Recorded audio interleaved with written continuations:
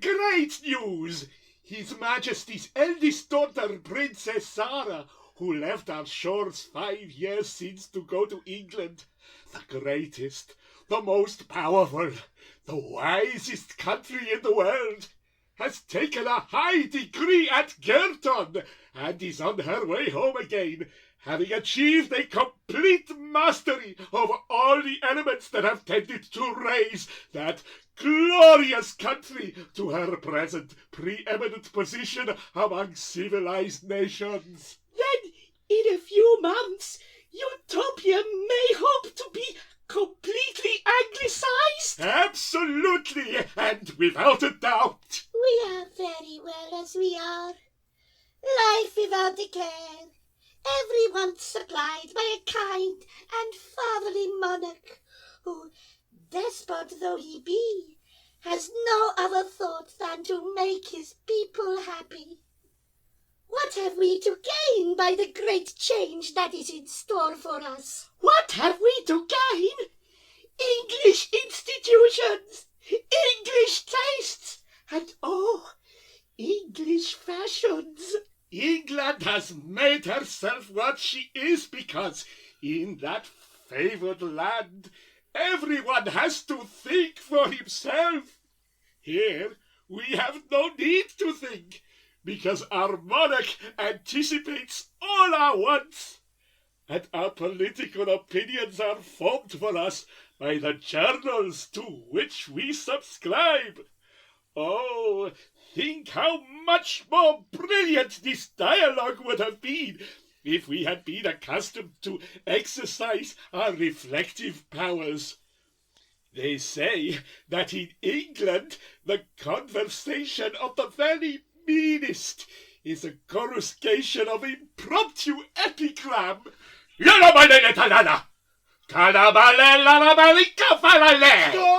Stop, I beg!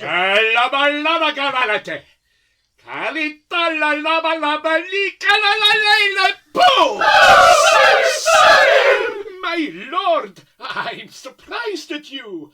Are you not aware that His Majesty, in his despotic acquiescence with the emphatic wish of his people, has ordered that the utopian language shall be banished from his court, and that all communications shall henceforward be made in the English tongue? Yes, I'm perfectly aware of it, although... Stop. Allow me.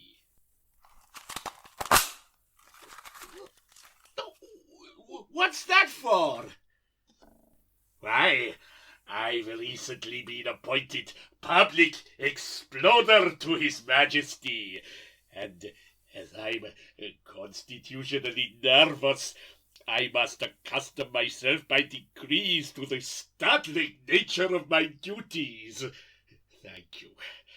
I was about to say that although, as public exploder, I am next in succession to the throne, I nevertheless do my best to fall in with the royal decree.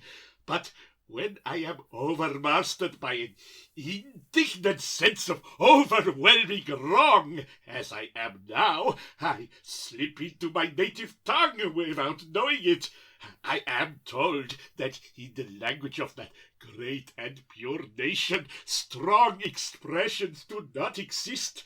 Consequently, when I want to let off steam, I have no alternative but to say la la ba lili bo lula lili la ka la la le poo. But what is your grievance? This.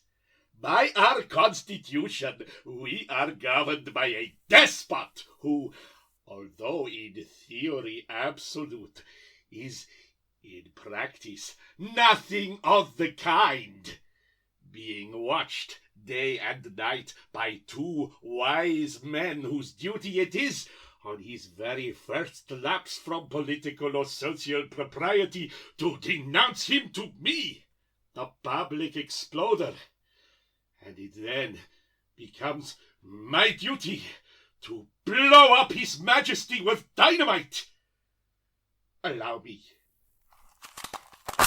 Oh, thank you.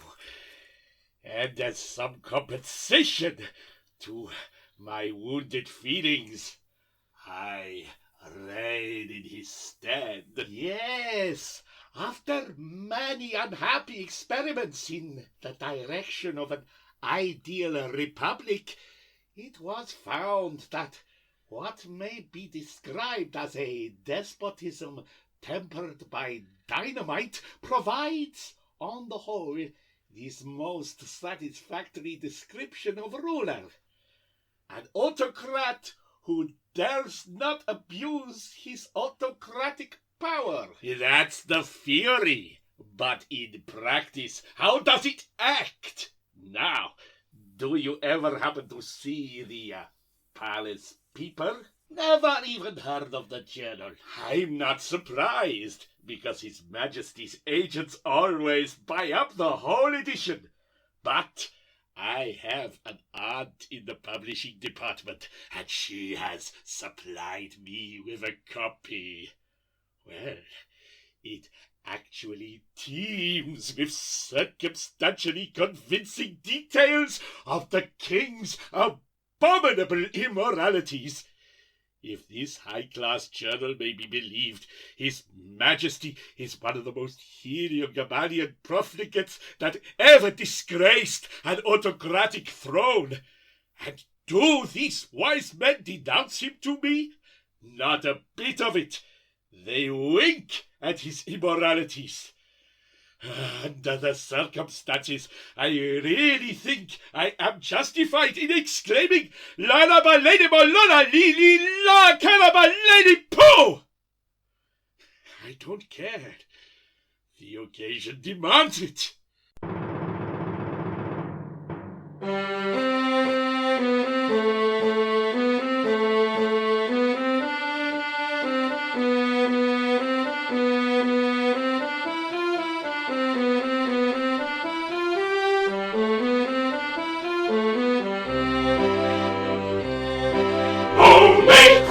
For the wise men, they are prize men, double first in the world's university. For the lovely is island, which is my land, she has no one to match there in her city. They're the pride of Utopia, for Utopia is each in his mental fertility. Oh, they never make blunder, and no wonder, for their triumphs are infallibility. So make way for the wise men, they are prize men, double first in the world's university. For the lovely is island, which is my land, she has no one to match them in her city.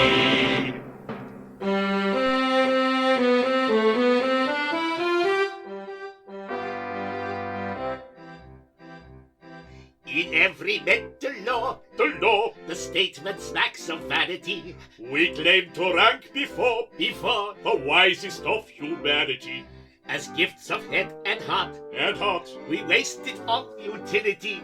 We're cast to play a part of great responsibility. Our duty is to spy upon the king's illicitities, and keep a watchful eye on all his eccentricities. If ever a trick he tries that savours of rascality. At our degree he dies without the least formality.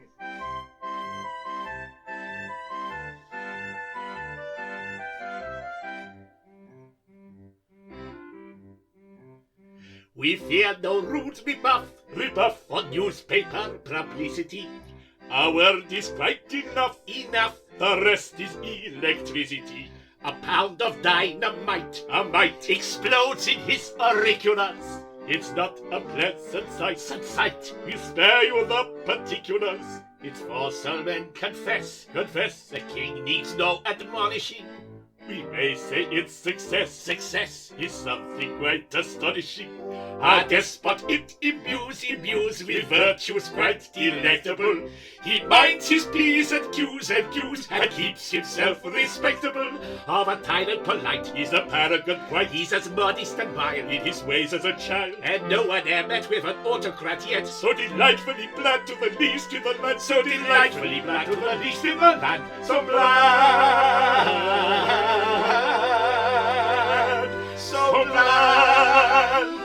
Oh, make way for wise men, they are prize men, double first in the world's university. For lovely is island, which is my land, she has no one to match her in her city. Fantis, you are not in your customary exuberant spirits. What is wrong? Scaffio, I think you once told me that you have never loved. Never! I have often marveled at the fairy influence which weaves its rosy web about the faculties of the greatest and wisest of our race. But I thank heaven I have never been subjected to its singular fascination.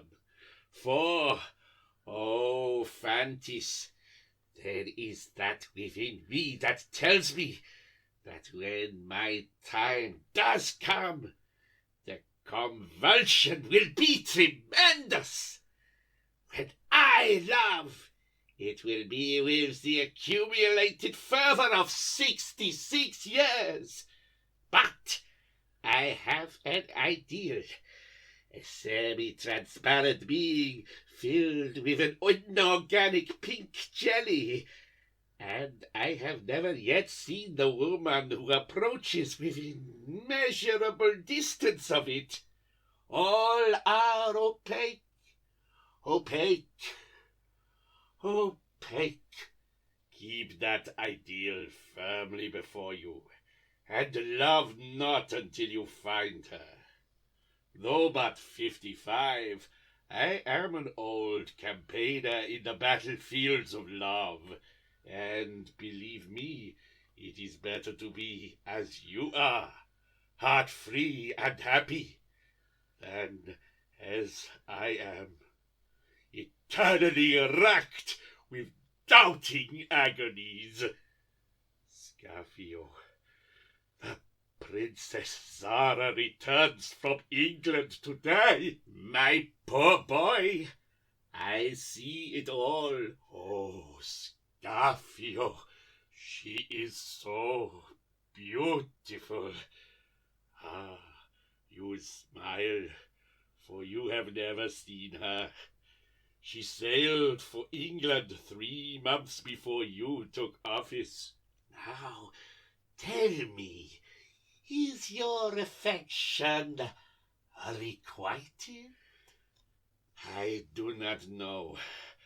I am not sure. Sometimes I think it is, and then come these torturing doubts. I feel sure that she does not regard me with absolute indifference, for she could never look at me without having to go to bed with a sick headache.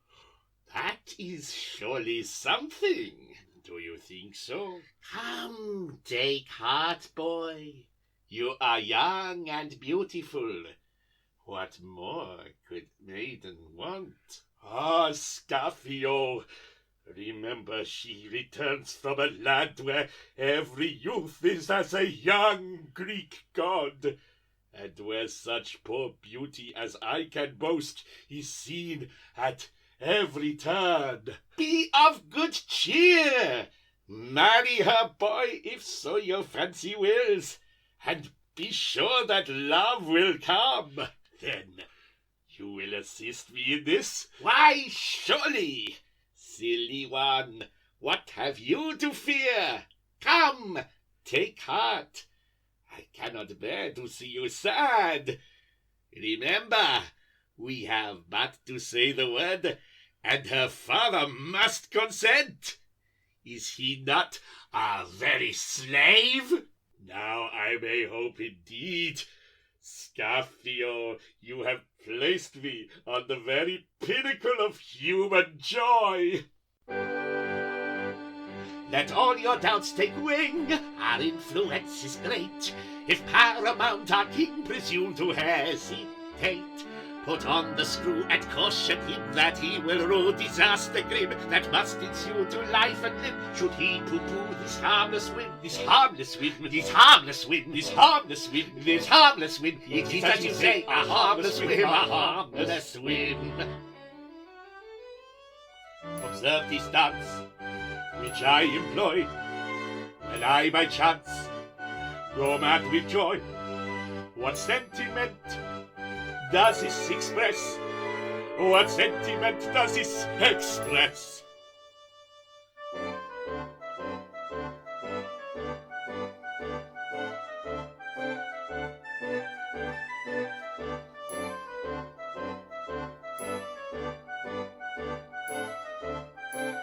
Supreme content and happiness, of course it has, of course it has. Supreme content and happiness, of course it has, of course it has. It's happiness. Your friendly aid conferred, I need no longer pine. if but to speak the word, and lo, the maid is mine. I do not choose to be denied, or wish to lose a lovely bride. If to refuse the king decide, the royal shoes, then woe betide. Then woe betide. Then woe betide. Then woe betide. Then woe betide. The royal royal shoes, shoes, then then woe woe betide. betide. Then woe betide. This step to use, I condescend, whene'er I choose to serve a friend.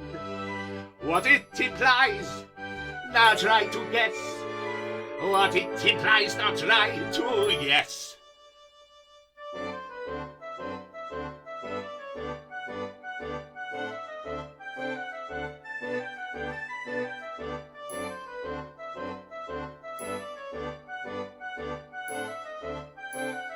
It typifies unselfishness. Of course it does, of course it does. It typifies unselfishness. Of course it does, of course it does. Unselfishness.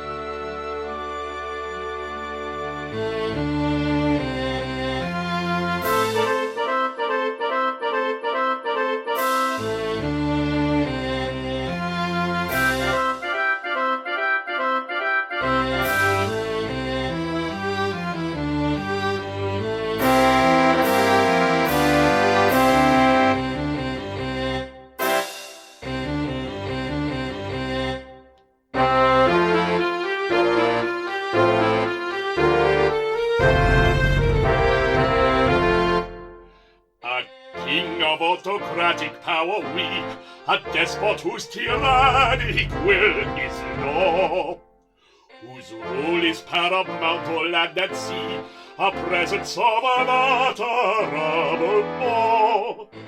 But though the awe that I inspire must shrivel with imperial fire all foes whom it may chance to touch, to judge by what I see and hear, it does not seem to interfere with popular enjoyment much. No, it does not interfere with our enjoyment much.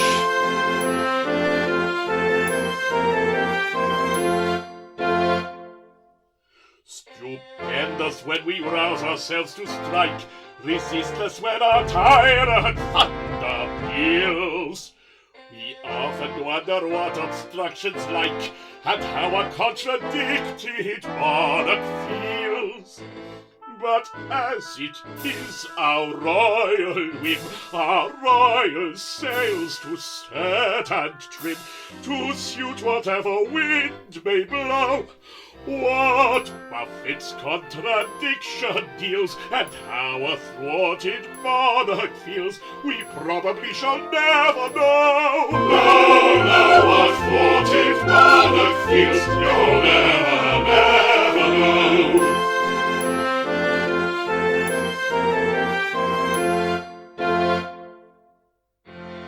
My subjects all, it is your wish emphatic that all Utopia shall henceforth be modelled upon that glorious country called Great Britain, to which some add, but others do not, Ireland. It is. That being so, as you insist upon it, we have arranged that our two younger daughters, who have been finished by an English lady, a grave and good and gracious English lady, shall daily be exhibited in public, that all may learn what from the English standpoint is looked upon as maidenly perfection.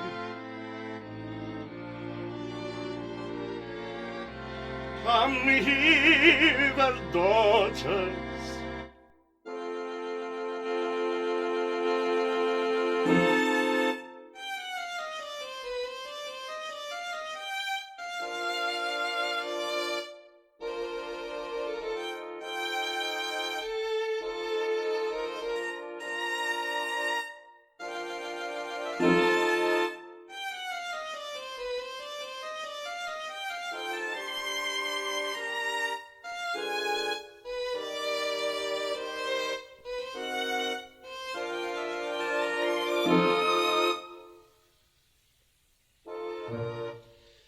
How fair, how modest, how discreet, how bashfully demure.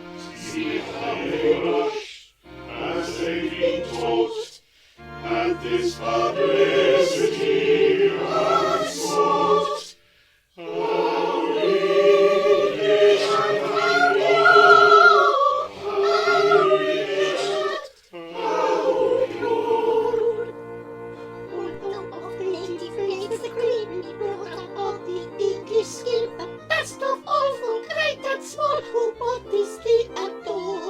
For English girls are good as gold, extremely naughty, so we're told, the purely coin, the finely coined.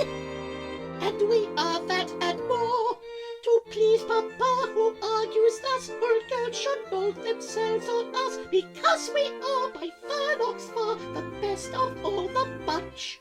We show ourselves to loud applause from 10 to 4 without a pause, which is an awkward time because it cuts into our lunch. Oh, maids of high and low degree, whose social code is rather free, please look at us, and you will see what good young ladies ought to be.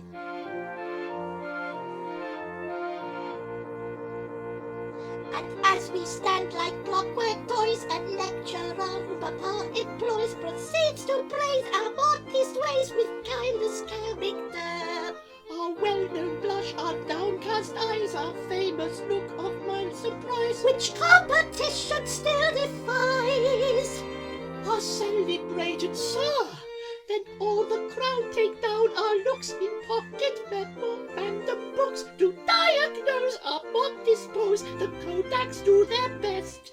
If evidence you would possess of what is maiden bashfulness, you only need a button press, and we do all the rest. Oh, maids of high and low degree, whose social code is rather free, please look at us, and you will see what good young ladies ought to be.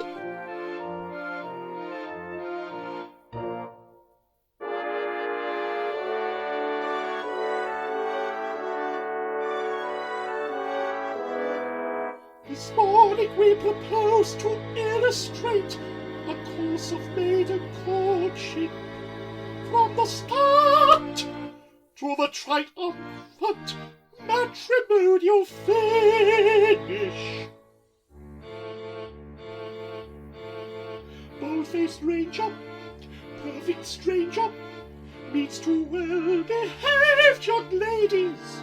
He's attractive, young and active, each a little bit afraid is. Youth advances at his glances, to their danger they awaken.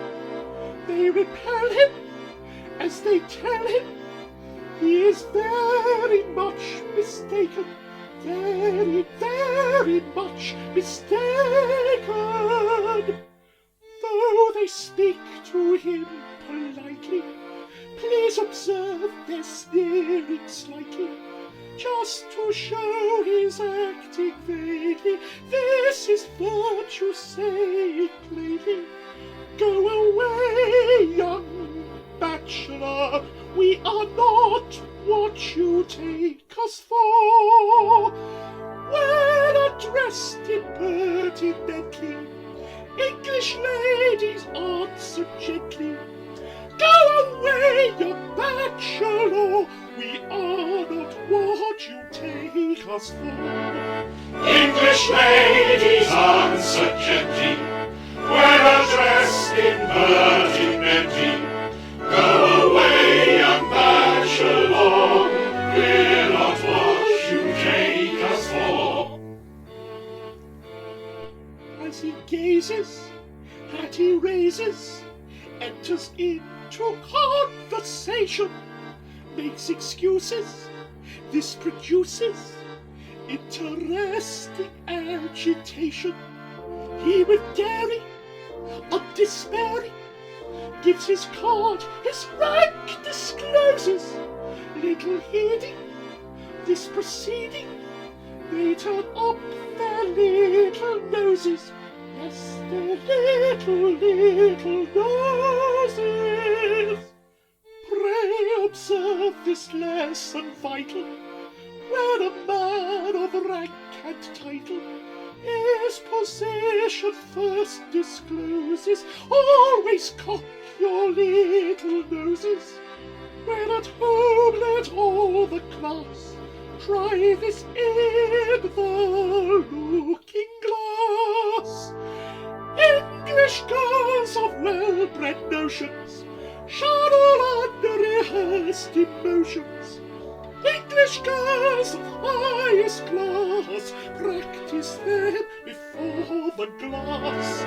English girls of well-bred notions shun all unrehearsed emotions. English girls of highest class practice them before the glass. His intentions, then he mentions something definite to go on, makes recitals of his titles, hints at settlements, and so on. Smiling sweetly, they discreetly ask for further evidences. Thus invited, he delighted, gives the usual references. Don't forget the references. This is business, each is fluttered, when the author's fairly uttered. Which of them has his affection? He declines to make selection. Do they quarrel for his dross? Not a bit of it, they toss. Ah, please observe this cogent moral. English ladies never quarrel. When a doubt they come across, English ladies always toss. We'll observe this cogent moral. English ladies never quarrel. When a doubt they come across, English ladies always toss.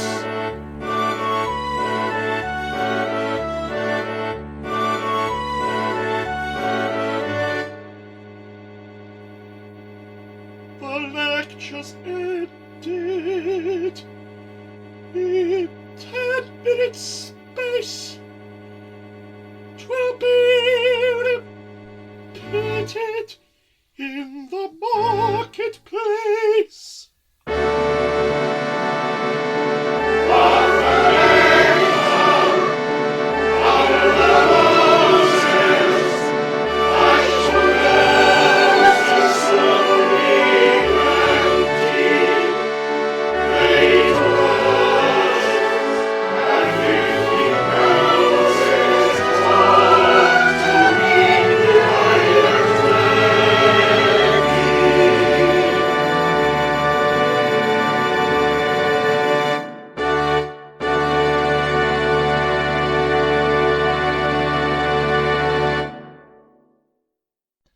I requested Scaphio and Fantis to be so good as to favour me with an audience this morning. Oh, here they are. Your Majesty wished to speak with us, I believe. You needn't keep your crown on our account, you know. I beg your pardon. I always forget that. Odd. The notion of a king not being allowed to wear one of his own crowns in the presence of two of his own subjects. Yes. Bizarre, is it not? Most quaint. But then, it's a quaint world. Teems with quiet fun. I often think what a lucky thing it is that you are blessed with such a keen sense of humour. Do you know, I find it invaluable. Do what I will, I cannot help looking at the humorous side of things. For, properly considered, everything has its humorous side. Even the palace people. Oh, see it. Another royal scandal by Junius Junior. How long is this to last by Senex Senior? Ribald royalty by Mercury Major. Where is the public exploder by Mephistopheles Minor? When I reflect that all these outrageous attacks on my morality are written by me at your command, well, it's one of the funniest things that have come within the scope of my experience. Besides, apart from that, They have a quiet humour of their own which is simply irresistible. Not bad, I think. Biting, trenchant sarcasm. The rapier, not the bludgeon. That's my line. But then it's so easy. I'm such a good subject. Bad king, but a good subject. Oh, a capital heading for next week's leading article. And then the stingy little paragraphs about our royal goings-on with our royal second housemaid. Delicately sub-acid, are they not?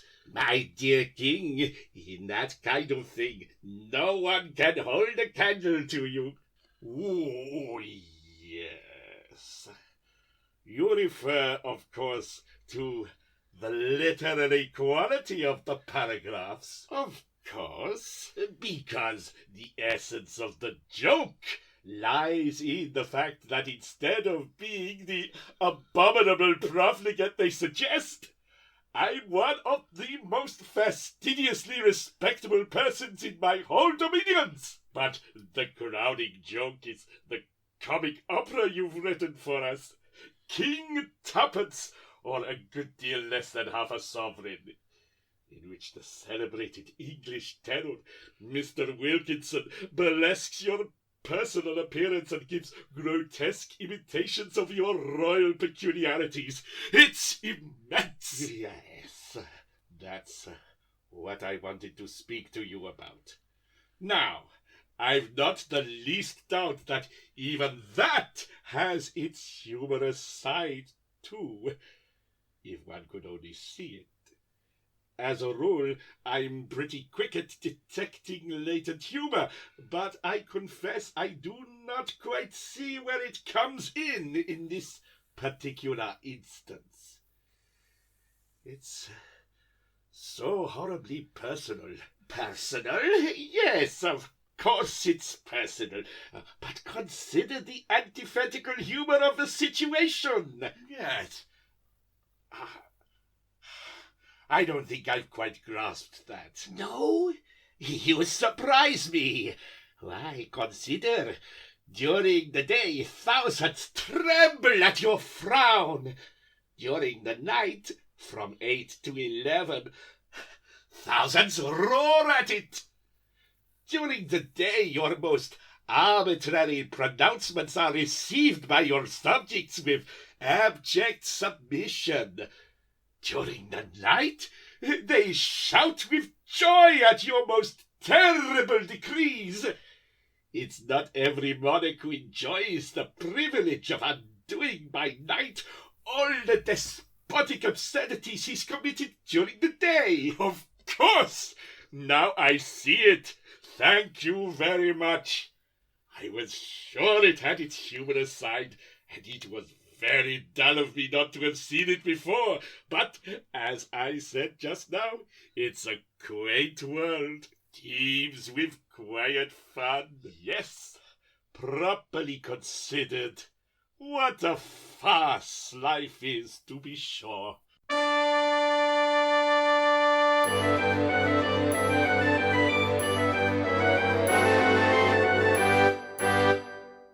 First you're born, and I'll be bound you find a dozen strangers around you. Hello, cries the newborn baby. Where's my parents? Which may they be? Awkward silence, no reply. Puzzled baby wonders why. Father rises, bows politely. Mother smiles, but not too brightly. Doctor mumbles like a dumb thing. Nurse is busy mixing something. Every symptom tends to show you're decidedly the throw. Ho, ho, ho, ho, ho, ho, ho. Times the totem, if you steal it, gives its quotum once a minute. I'll go bail you hit the snail, and if you fail, the juice is in it. You grow up and you discover what it is to be a lover. Some young lady is selected, for perhaps but well connected, whom you hail for love is blind, as the queen of fairy kind. Though she's plain, perhaps unsightly, makes her face up, laces tightly. In her form your fancy traces all the gifts of all the graces. Rivals none the maiden woo, so you take her and she takes you. Oh, oh, oh, oh, oh, oh, oh. Joking gilding never ceases till your ending time releases. On your way you blindly stray, and day by day the joke increases. 10 years later, time progresses. Soon your temper thins your tresses. Fancy then her chain relaxes. Rates are facts and so are taxes. Fairy queen's no longer young. Fairy queen has got a tongue. Twins have probably intruded, quite unbidden, just as you did. They're a source of care and trouble, just as you were, only double. Comes at last the final stroke. Time has had his little joke. Ho, ho, ho, ho, ho, ho, ho. Daily driven, wife as drover, ill your thriven, nary clover. Lastly he went 70, and not till then the joke is over. Ho, ho, ho, ho, ho, ho, ho. Daily driven, wife as drover, ill your thriven, nary clover. Lastly he went 70, and not till then the joke is over.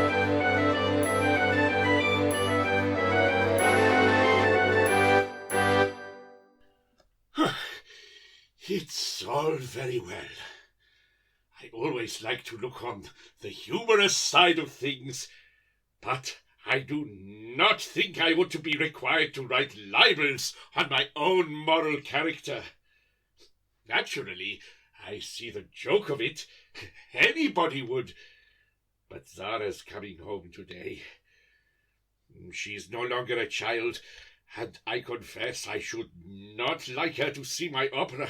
Though it's uncommonly well written, and I should be sorry if the palace people got into her hands, though it's certainly smart. Very smart indeed. It is almost a pity that I have to buy up the whole edition, because it's really too good to be lost. And Lady Sophie, that blameless type of perfect womanhood. Great heavens! What would she say if the second household business happened to meet her pure blue eye? My monarch is soliloquizing. I will withdraw. No, but pray don't go. Now, I'll give you 50 chances, and you won't guess whom I was thinking of. Alas, sir, I know too well. Ah, King, it's an old story, and I'm well nigh weary of it. Be warned in time. From my heart I pity you, but I am not for you. But hear what I have to say. It is useless. Listen, in the course of a long and adventurous career in the principal European courts, it has been revealed to me that I unconsciously exercise a weird and supernatural fascination over all crowned heads.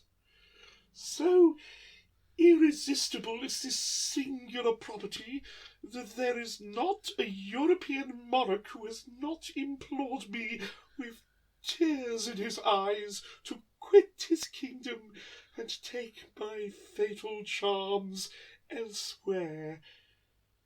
As there is not a civilized king who is sufficiently single to realize my ideal of abstract respectability, I extended my sphere of action to the islands of the South Pacific, only to discover that the monarchs of those favoured climes are at least as lazy in their domestic arrangements as the worst of their European brethren. As time was getting on, it occurred to me that by descending several pegs in the scale of respectability, I might qualify your Majesty for my hand. Actuated by this humane motive, and happening to possess respectability enough for 6, I consented to refer respectability enough for 4 upon your 2 younger daughters. But although I have, alas, only respectability enough for 2 left, there is still, as I gather from the public press of this country, a considerable balance in my favour.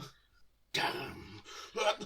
May I ask how you came by that? It was handed to me by the office who holds the position of public exploder to your Imperial Majesty.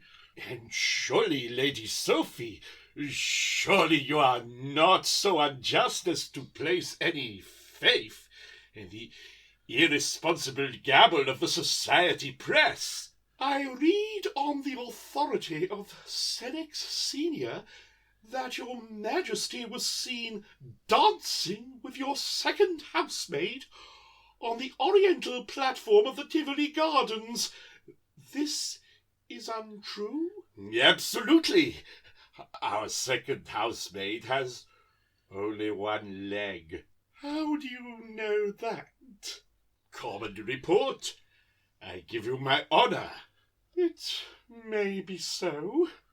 I further read, and the statement is vouched for by no less an authority than Mephistopheles Minor, that your Majesty indulges in a bath of hot rum punch every morning. I trust I do not lay myself open to the charge of displaying an indelicate curiosity as to the mysteries of the royal dressing-room when I ask if there is any foundation for this statement. None whatever. When our medical adviser exhibits rum punch, it is as a draught, not as a fomentation.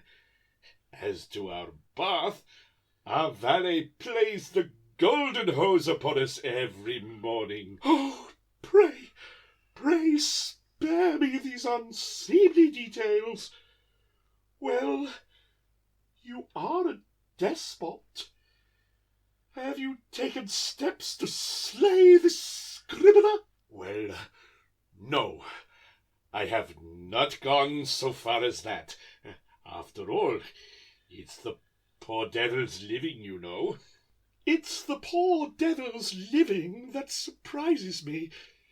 If this man lies, there is no recognized punishment that is sufficiently terrible for him. That's precisely it.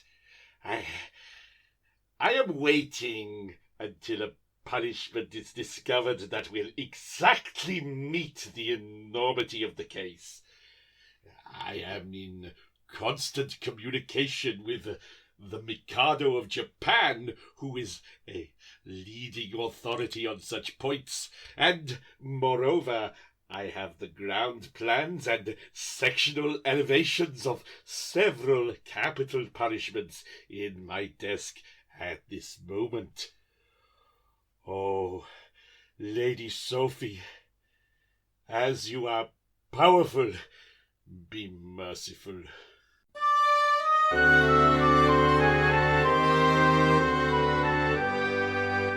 Subjected to your heavenly gaze, poetical phrase. My brain is turned completely. Observe me now, no monarch I vow was ever so far afflicted. I'm pleased with that poetical phrase, a heavenly gaze.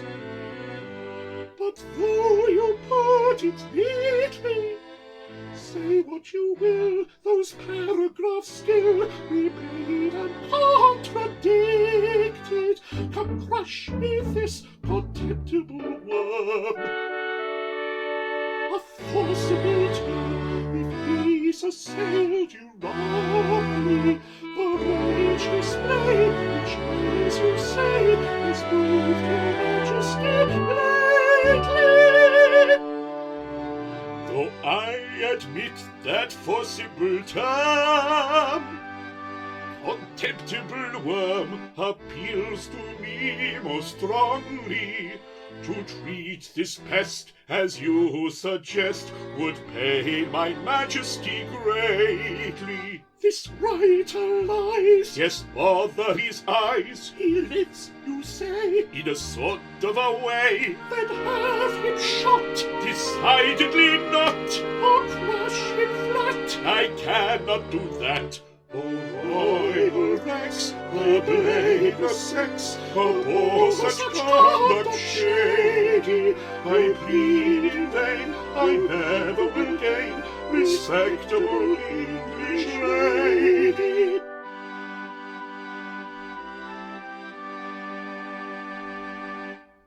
Respectable English lady.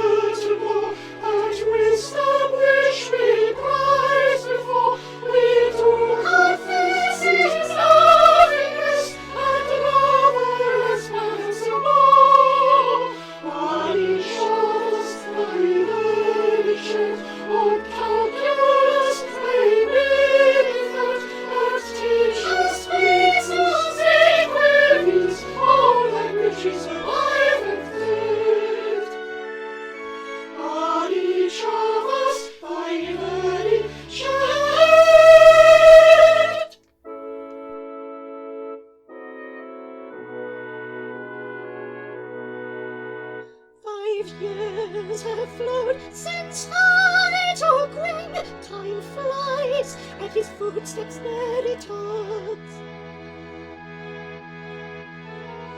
I'm the eldest daughter of your king, And we are the escort Versailles guards. On the royal yacht and the maids were white in a helmet hot and a tunic tight and a great big boots. We defied the storm with not recruits in his uniform, a well-drilled trooper, Mary Scott, and we are an escort Versailles guards. The Versailles guards, the Versailles guards. We are the escort Versailles guards.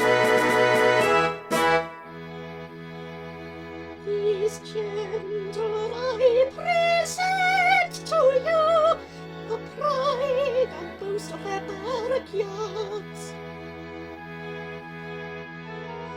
They've taken oh such care of me. For we are the escort Versailles guards. When the tempest rose and the ship went so, do you suppose we were ill? No, no, though a form is shot and in a tunic tight, and a helmet hot and a breastplate light, which a well-drilled troop and ne'er discards, we stood as the escort Versailles guards. The Versailles guards, the Versailles guards. We stood as the escort Versailles guards. Our spacious reign, sir, in Paris, on our way. Our duties for me, oh, you know how must be them. Trumpet call of the Princess Sarah. That's trump call, the roll trump cards. We are the escort Versailles guards. Versailles guards, Versailles guards, Versailles guards, Versailles guards, Versailles guards, Versailles guards.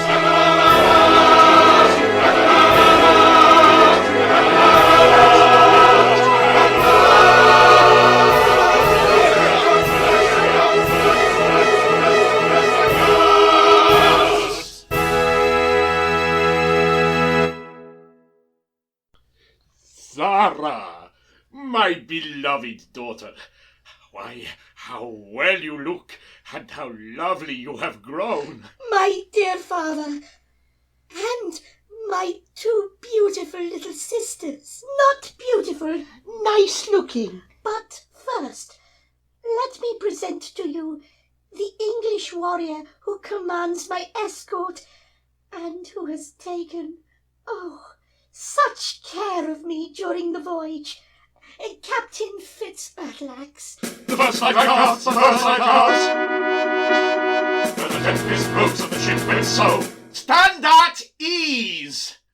Sir, you come from a country where every virtue flourishes. We trust that you will not criticize too severely such shortcomings as you may detect in a semi-barbarous society. Sir, I have eyes for nothing but the blameless and beautiful. We thank you.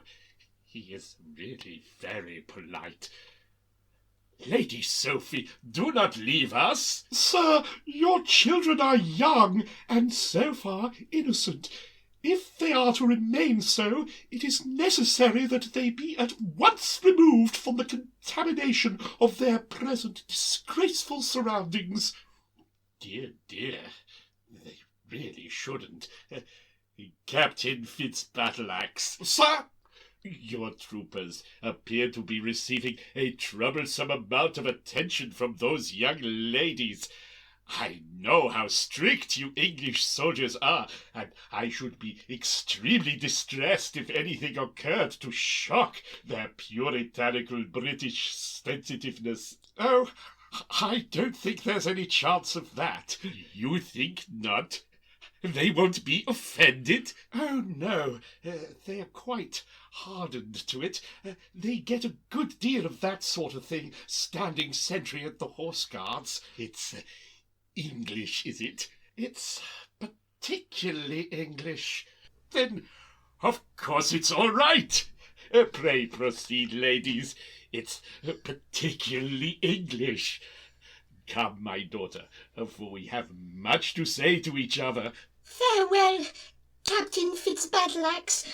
I cannot thank you too emphatically for the devoted care with which you have watched over me during our long and eventful voyage. Our gallant soldier, brave and true, intended field and journey, I grieve to have occasioned you so very long a journey. A British soldier gives up all his hope and island beauty when summoned by the trumpet call of regimental duty. A British soldier sails upon his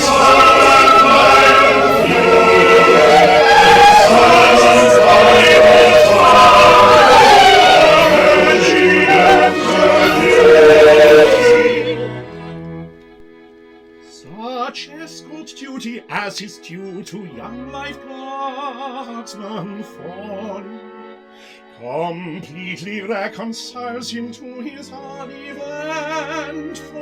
calling. When soldier seeks utopian glades in charge of youth and beauty, then pleasure merely masquerades as regimental duty.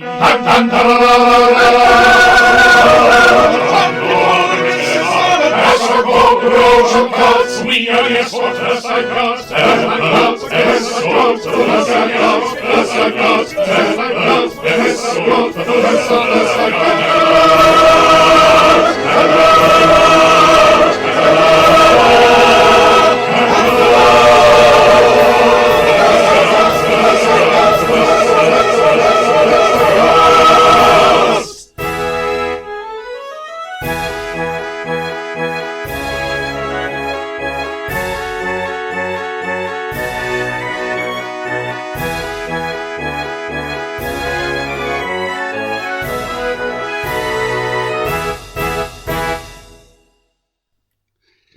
There. Tell me, Scaffio, is she not beautiful? Can you wonder that I love her so passionately? No, she is extraordinarily, miraculously lovely. Good heavens, what a singularly beautiful girl! I knew you would say so.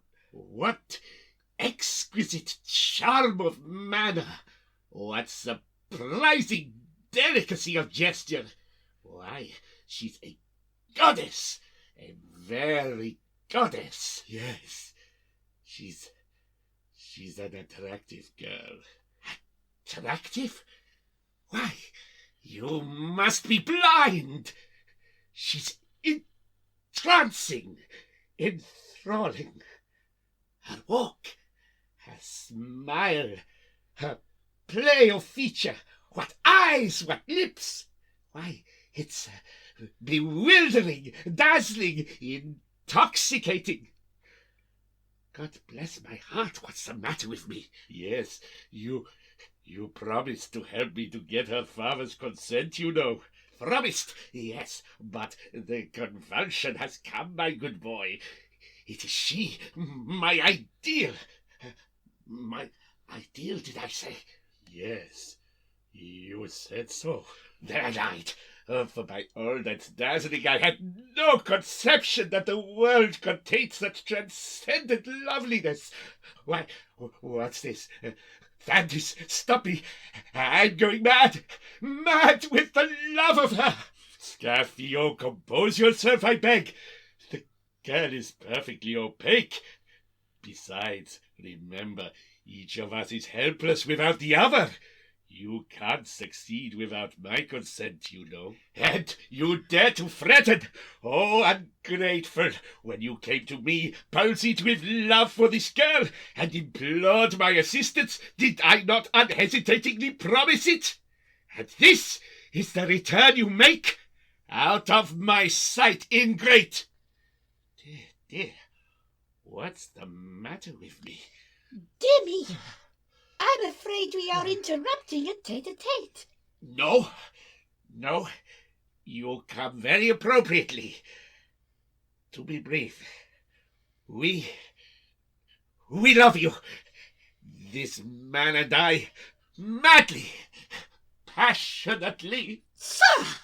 And we don't know how we are to settle which of us is to marry you. Sarah, this is very awkward. I am paralyzed by the singular radiance of your extraordinary loveliness. I know I am incoherent. I never was like this before. It shall not occur again. I shall be fluent presently. Oh dear, Captain Fitzpatrick, what is to be done? Leave it to me. I'll manage it. It's a common situation. Why not settle it in the English fashion? The English fashion? What is that? It's very simple.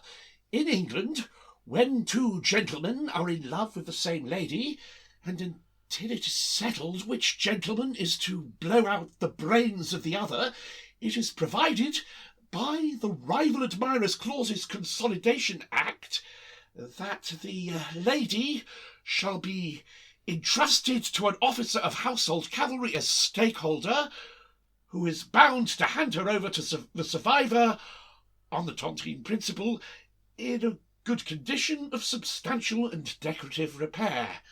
Reasonable wear and tear and damages by fire accepted? Exactly. Well, that seems very reasonable. What do you say? Shall we entrust her to this officer of household cavalry? It will give us time. I am not at present in a condition to think it out coolly. But if he is an officer of household cavalry, and if the princess consents... Alas, dear sirs, I have no alternative. Under the Rival Admirers Clauses Consolidation Act. Good. Then that's settled.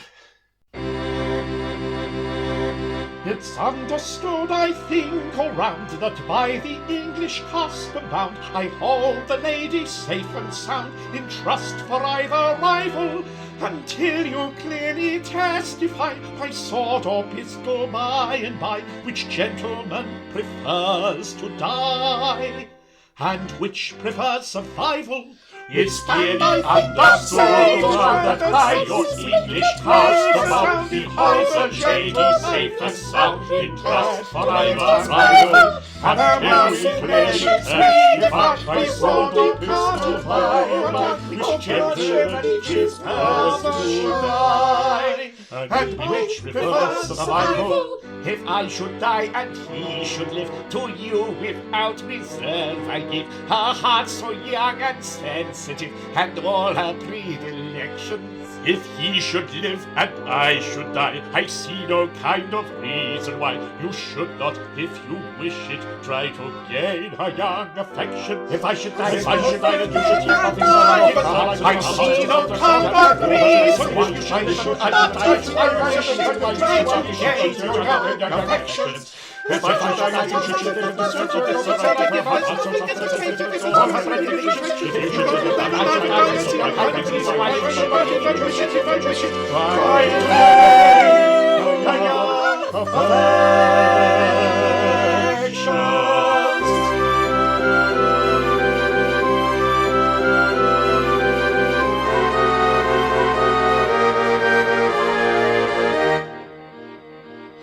admirable art, oh neatly planned intention, oh happy intervention, oh well-constructed plot, when sages try to part, to loving heart infusion, their wisdom's a delusion, and learning serves them not, until quite plain is their intent, these sages twain I represent. Now please infer that nothing loath, you're henceforth as it were engaged to marry both. Then take it that I represent the two. On that hypothesis, what would you do? What would I do? What would I do? In such a case, upon your breast, my blushing face, I think I'd rest. Then perhaps I might demurely say, I find this breastplate bright, it's sorely in the way. A mortal race is never blessed. There's no such case as perfect rest. Some petty blight asserts its sway. Some crumpled rose-leaf light is always in the way. A mortal race is never blessed. There's no such case as perfect rest. Perfect rest. As perfect.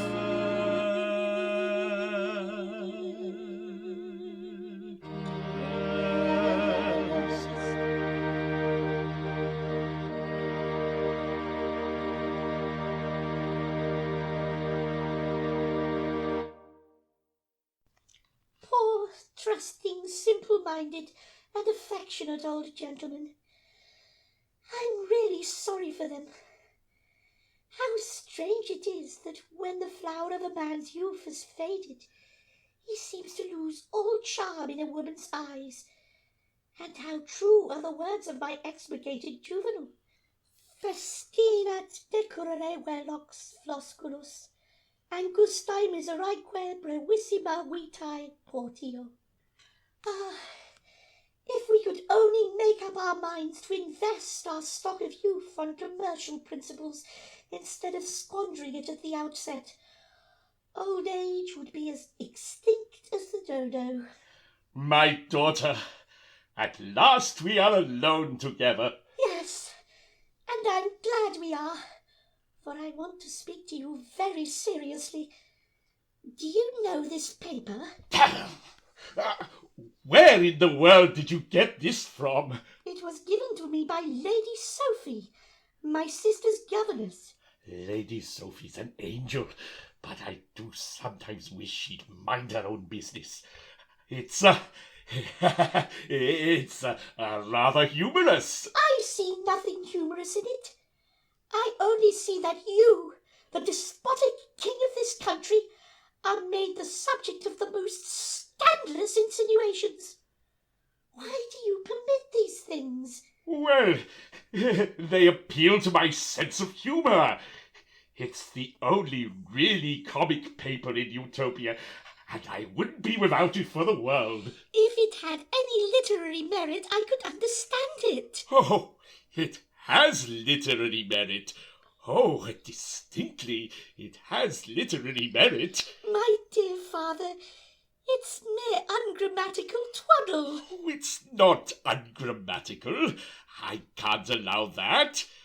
Unpleasantly personal, perhaps, but written with an epigrammatical point that is, I flatter myself, very rare nowadays. Very rare indeed. Why do they represent you with such a big nose?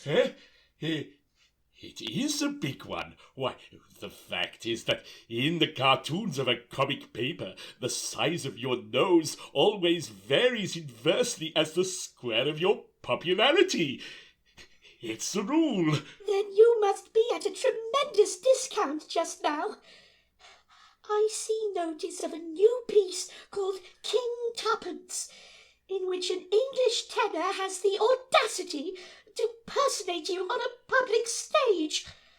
I can only say that I am surprised that any English tenor should lend himself to such degrading personalities. Oh, he's not really English.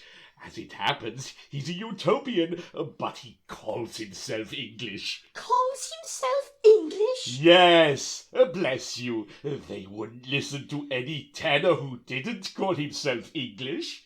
And you permit this insolent buffoon to caricature you in a pointless burlesque? Oh, it's not pointless. It's very smartly written.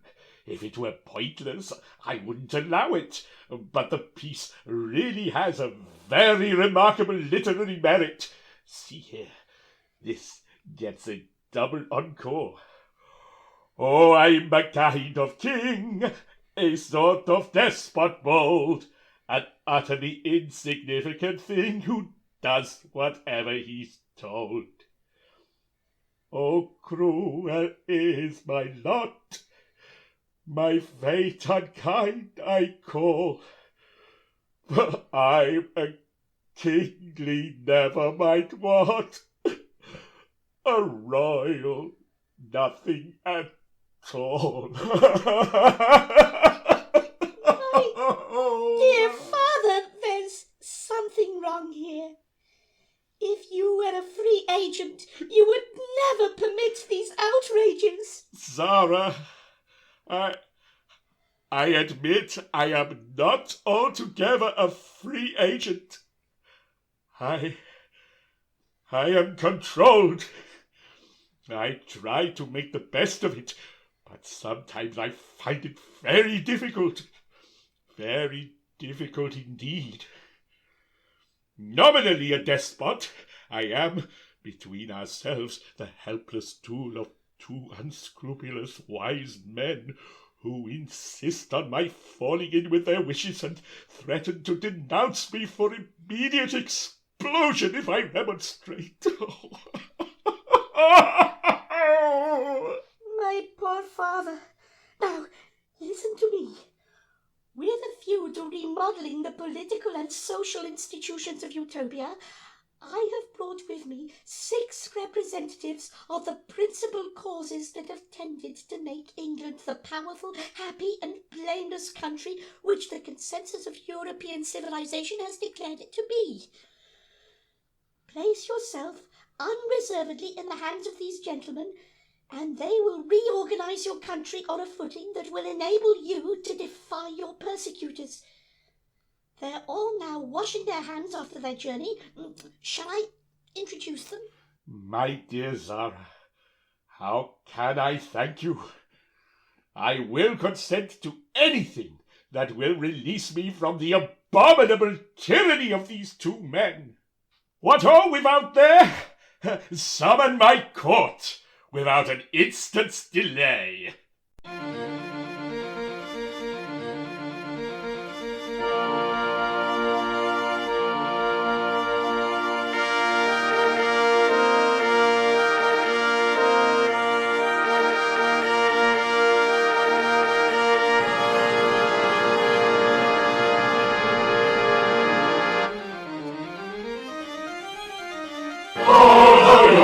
Summons to appear, from courtesy or singularly free.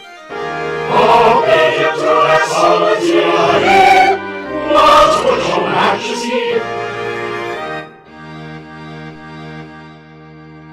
My worthy people, my beloved daughter, most thoughtfully has brought with her from England the types of all the causes that have made that great and glorious country what it is. Oh, joy unfolded! And what does that mean? What does it mean? Attend to me, Utopian populace, ye South Pacific Island viviparians. All in the abstract types of courtly grace, yet, when compared with Britain's glorious race, but little better than half-clothed barbarians. Yes, because it will be English and a little better than half-clothed barbarians. What does it mean?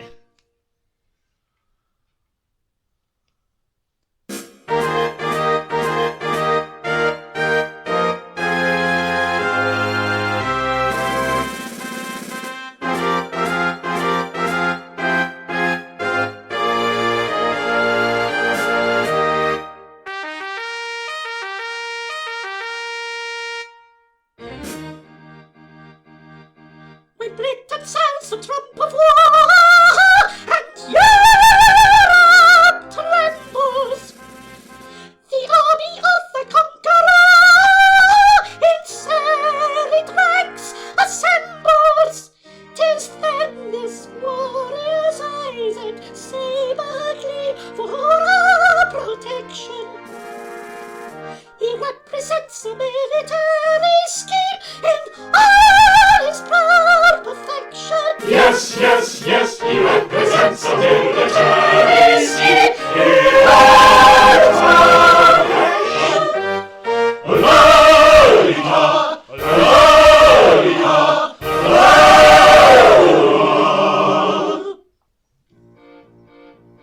A complicated gentleman, allow me to present.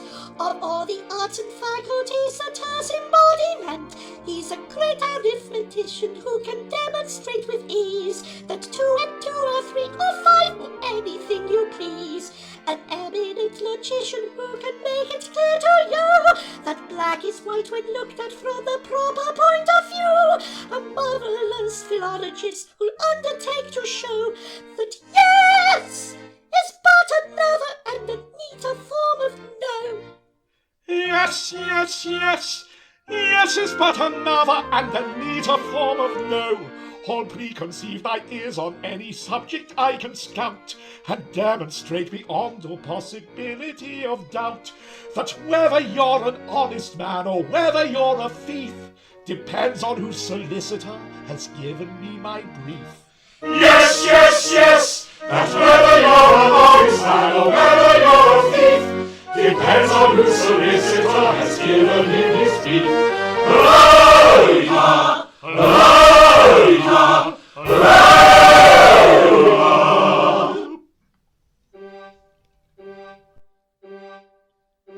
What these may be, utopians all, perhaps you hardly guess.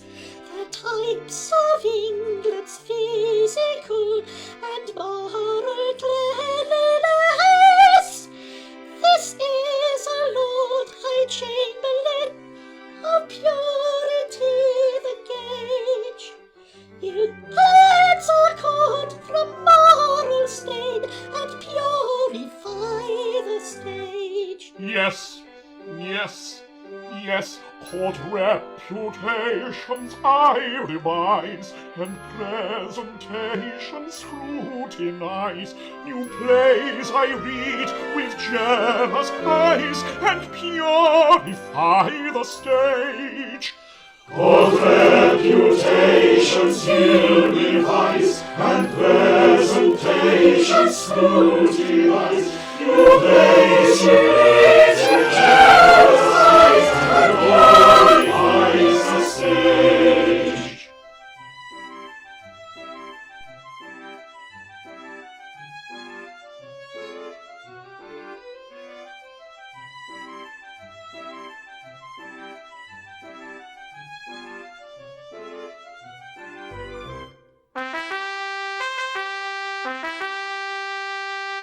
This county council or acclaim Great Britain's latest toy. On anything you like to name, his talents he'll employ. All streets and squares he'll purify within your city walls, and keep meanwhile a modest eye on wicked music halls. Yes, yes, yes, in towns I make improvements great, which go to swell the county rate. High dwelling houses sanitate and purify the halls. In towns he makes improvements great, which go to swell the county rate. In dwelling houses sanitate and purify the halls. Gloria, Gloria, Gloria.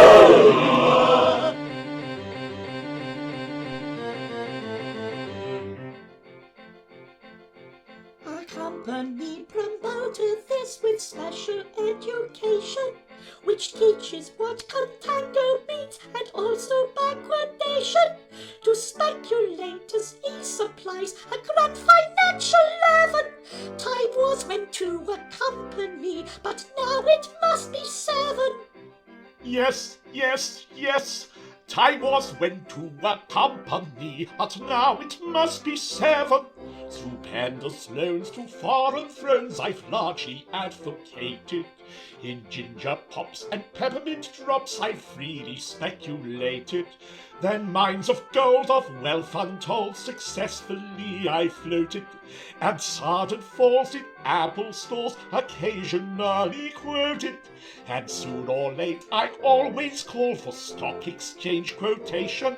No schemes too great and none too small for companification. Yes, yes, yes. No schemes too great and none too small for companification.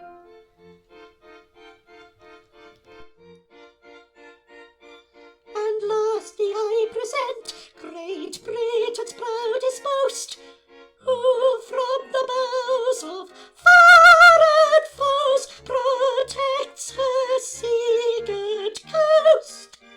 And if you ask him in respectful tone, he'll show you how you may protect your own.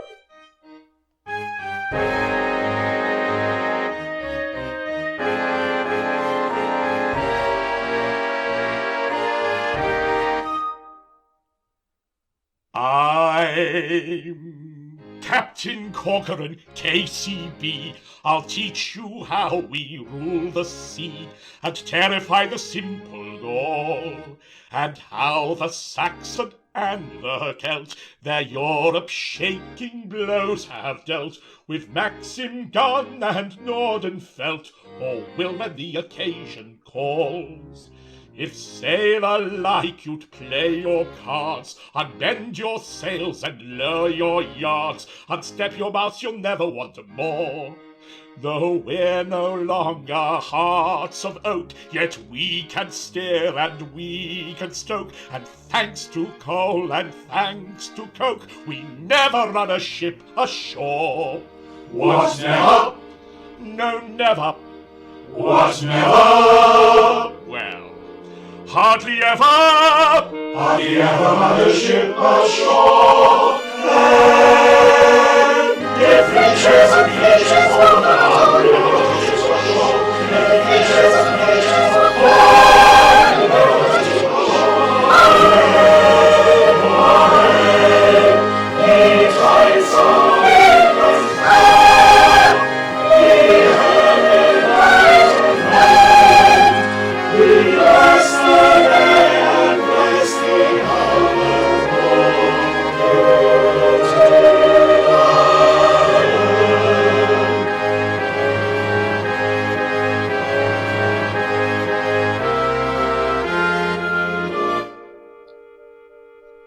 Ye wanderers from a mighty state, Ye wanderers from a mighty state, oh, teach us how to legislate. teach us how to legislate. Your lightest word can it wait.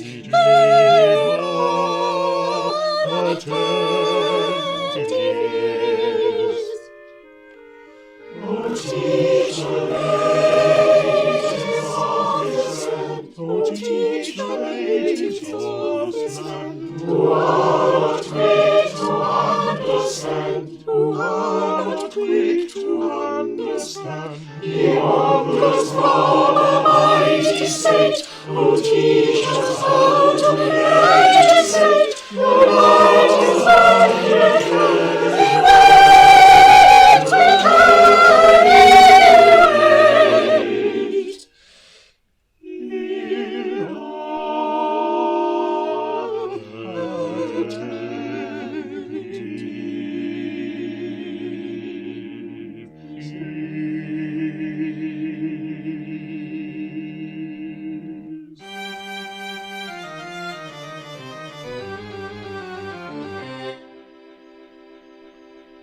increase your army, purify your court, get up your steam, and cut your canvas short. to speak on both sides, teach your sluggish brains.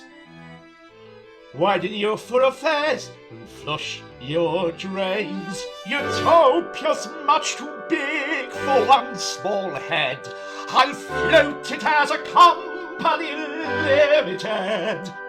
A company limited? What may that be?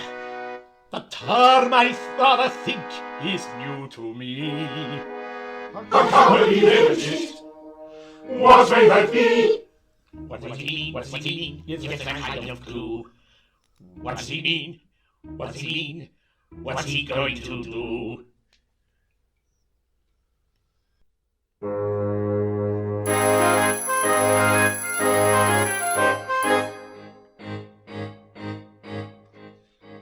Some 7 men form an association, if possible, all peers and baronets.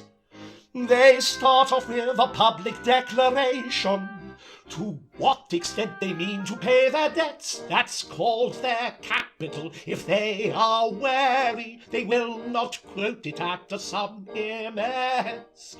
The figure's immaterial, it may vary from 18 million down to 18 pence. I should put it rather low. The good sense of doing so will be evident at once to any debtor, when it's left for you to say what amount you mean to pay. Why, no, you can put it at the better. When it's left for you to say what amount you mean to pay, no, you can put it at the better. They then proceed to trade with all who trust them, quite irrespective of their capital. It's shady, but it's sanctified by custom. Bank, railway loan, or Panama Canal, you can't embark on trading too tremendous. It's strictly fair and based on common sense. If you succeed, your profits are tremendous, and if you fail, pop goes your 18 pence. Make the money spin a spin, for you only stand to win, and you'll never with dishonesty be twitted, for nobody can know to a million or so to what extent your capital's committed. Oh, nobody can know to a million or so to what extent your capital's committed. If you come to grief and creditors are craving, for nothing that is planned by mortal head is certain in this vale of sorrow, saving that one's liability is limited. Do you suppose that signifies perdition? If so, you're but a monetary dunce. You merely file a winding-up petition and start another company at once. Though a Rothschild you may be in your own capacity, as a company you've come to utter sorrow. But the liquidators say, never mind, you needn't pay. So you start another company tomorrow. But the liquidators say, never mind, you needn't pay. So you start another company tomorrow.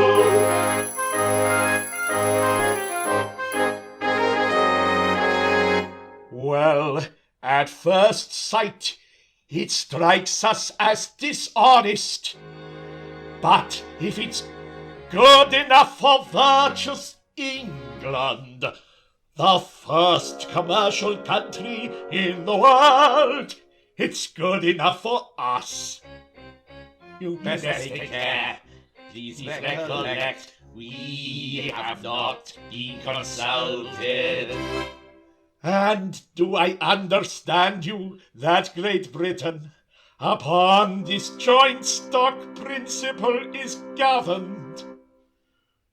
We haven't come to that exactly, but we're tending rapidly in that direction. The date's not distant. We will be before you. We'll go down to posterity, renowned as the first sovereign in Christendom, who registered his crown and country under the Joint Stock Companies Act of 62.